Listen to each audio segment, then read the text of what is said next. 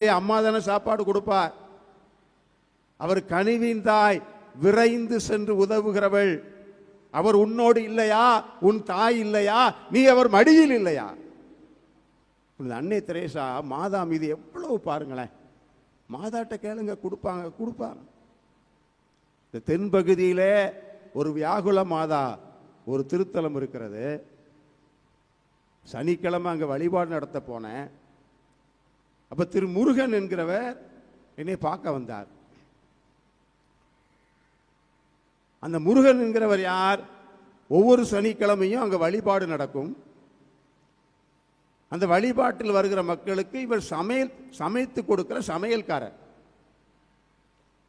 சில ஆண்டுகளுக்கு முன்பாக அந்த ஊரில் இருக்கிற மக்கள் ஒரு 40 குடும்பம் இருக்கும்.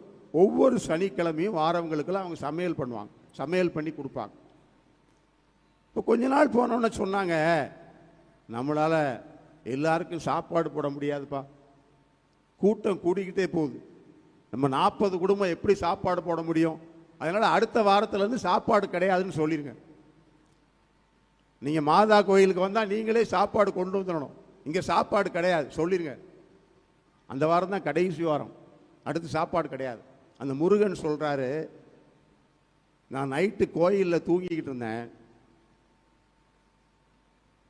நான் தூங்கிக்கிட்டு